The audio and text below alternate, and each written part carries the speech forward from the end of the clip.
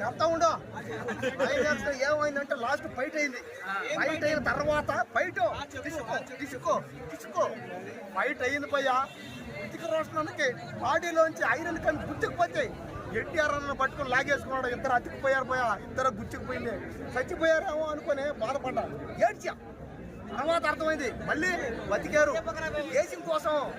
ఇదంతా దేశం మీద ఉన్న ప్రేమతో. కాబట్టి దేశం మీద ప్రేమ ఉంటే ఎంతటి పనైనా సరే మనకు ఈజీగానే అవుతాయి. ఎంతటి కష్టమైనా సరే మనకు సింపుల్గానే అయిపోద్ది. కాబట్టి దయచేసి దేశం మీద ప్రేమతో చేయండి. మీరు ఏ పని చేయాలన్నా సరే దేశం మీద ప్రేమతో చేయండి. కాబట్టి వార్ 2 ఈ సినిమా చూసి మనం నేర్చుకోవాల్సినదే.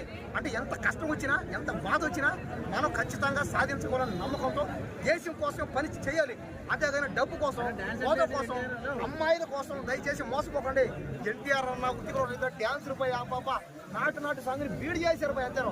కానీ ఉత్తిక రోషన్కి మాత్రం సపరేట్గా 2 పాటలు ఉన్నాయి. ఎన్టీఆర్ అన్నకి 2 పాటలు లేవు. ఆ చాలా కొద్దిగా బాధేసింది.